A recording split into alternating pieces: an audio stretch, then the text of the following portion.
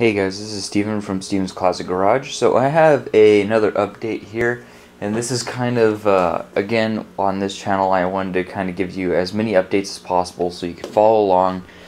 Some of them are not, great places to be at, which is places that, I'm failing at something, but I'm still going at it.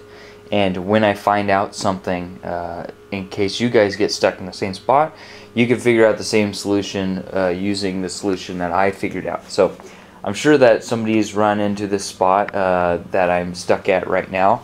And also, if you guys could possibly help as well, figure out how, and help me get out of the spot that I'm at right now to also help others.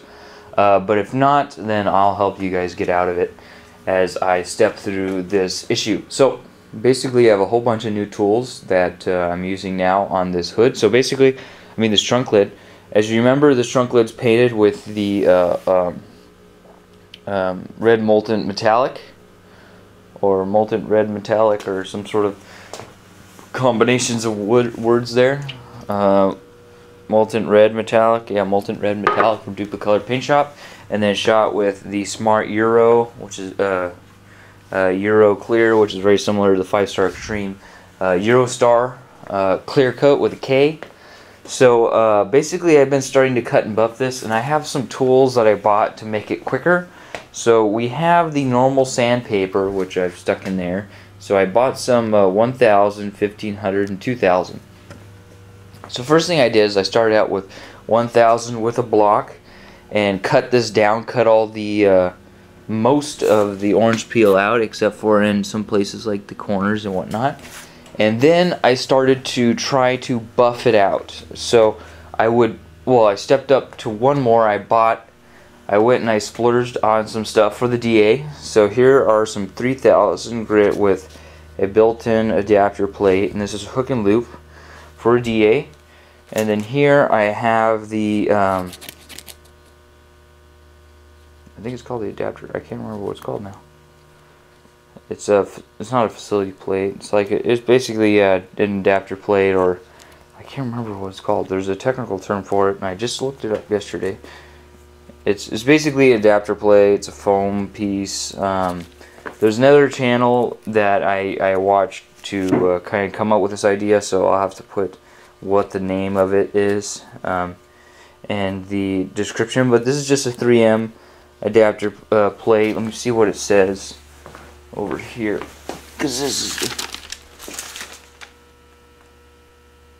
interface plate, interface pad. It's called an interface pad. So this is the 3M interface pad. It goes on to my my Harbor Freight palm sander, Palm DA 6-inch air sander. And then you could basically just stick on any sort of pieces that you want. So here I have 3000 with the little foam pad, and I'll tell you what I think of that foam pad, which is not very good, but I'll tell you that in a second. And here it is. It's basically a Smart brand, which I think it's very similar to they have another 3M where it's Curlite or something like that. Kaz something. I can't remember now what it's called. I was originally going to shoot this video yesterday where I remembered all this stuff, but now I can't remember. But I think it's kind of a copy of those guys's, where they have this 3D like grit, but it feels like it's like some sort of just like it's a fabric almost. You feel like grit. And then I bought also some Smart 1000, which here's a pad of the 1000. So I use this just to even everything out after I block sanded it, and it's hook and loop on the back side. Then so I went from 1000 to 3000, and I think that that's where the issue lies, which I'll show you guys in a second. So this is the issue I'm having here.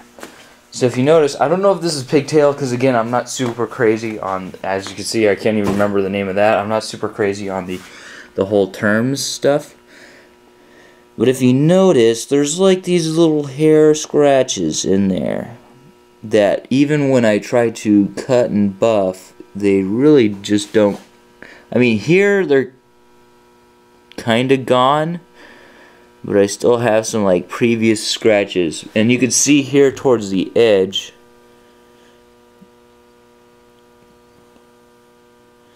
So yeah, I guess I did get rid of them here, but this is still very, very dull.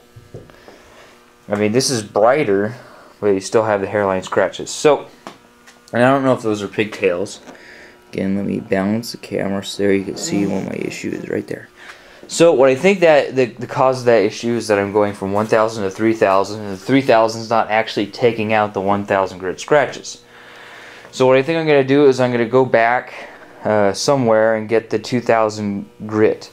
But let me tell you right now, I'm not very happy with this 3,000 grit pad, which I don't even know if it's even 3,000 grit. I mean, it feels like it's just like a piece of t-shirt glued to a piece of foam. Reason being is that I think this foam here is a huge ripoff, because again, there's a this plate right here, the interface pad, which is already super squishy, right? And then I was like, okay, well, this will help me more in the corners. It's definitely not worth the price, because you already have, instead of buying one per pad, you just buy one interface pad, and it works on, you know, whether it's 1,000, 3,000, 2,000, 5,000, whatever. Because this box right here, which the 3,000 came in, has 10 3,000 grit. That is, sorry, that's one of those. And that thing cost, right there, 85 bucks. $85 for 10. Now, do I think it's worth it after I've checked into it? No. So, what I think I'm going to do is I might just even go on Amazon. I'll probably use this one for right now, and then I'll probably just go on Amazon and buy some, because I've seen some for like, a set of 10 for like $6, for like $7, $8. I think it is, shipped to your house, prime. So, with no foam. So, stay away from the stuff with foam. It's just a rip-off to add the extra foam, as far as what I've seen right now at this point. I might change my mind later on, as I'm going to basically continue using that pad because I already used it already, and I'll try to sell those. So just get one like this where it's just, you know, with the hook and loop on the back. The hook and loop is already adding more money, more cost to it, so you might as well just do that. And I think that that's a pretty good value there. So that is 47 bucks for 1,000 for 50. So that's less than $1 a sheet, which that's fine. You can find them even on Amazon for like 30 bucks for 50, or even less. And you don't even need 50. You know, I'm going to use one per panel, so I need like 10. I need like this much, so I need like $8 worth of sanding pads. Then for buffing, I went to this new place nearby. It's called Detail Garage. If you guys see here, this is our logo here, Detail Garage, and they are the owner of a brand called Chemical Guys. And I went there and I bought some buffing material, which are basically these one of their brands. I don't know if it's their brand or they partner with them, but they used to have their logo on this pad. But it's called Hexlogic Quantum, which these are foam buffing pads. So they have these little octagons, or hex, which are six-sided shapes, and they have a whole bunch of different firmness. So here are the lists. They have yellow, orange, green, white, blue, black, and red. Orange is heavy cut. Yellow is heavy cut. Orange is medium to heavy. Green is heavy polish. I don't think they even carry green there at that particular. And this is the San Jose one. They're located pretty much all over California, and some in Florida and some in Georgia. Then we have white, black, and red, and I think they don't carry blue. So here I have yellow, orange, white, black, and another white. So basically how this is going to go is rubbing compound, polish.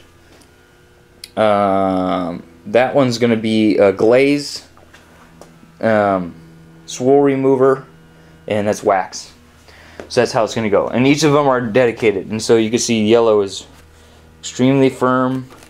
Orange is very, very close. Not quite as firm. I think that they're almost the same. To me, almost the orange feels firmer, but that's my personal opinion.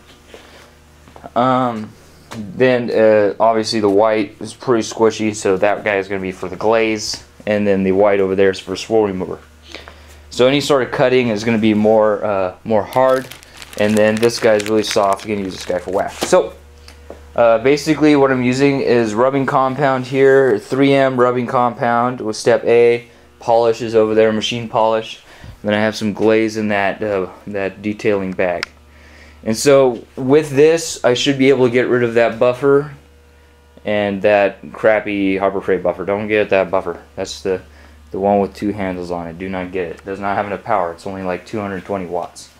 And again, this is all pneumatic. So basically what I'm going to try is I'm going to try to get some higher grit, some 2000, so I can try to take out this 1000 grit sandpaper and then do it over again. Put rubbing compound on there, use less water when I'm cutting so it doesn't hydroplane over the surface and actually goes in and cuts the paint. So I'm going to try that so I could try to get these scratches out. So if you get these scratches out, I'll let you know. If I get those out in the next video, I'll let you guys know, and then I'll let you know how I solved that issue. So this has been Steven.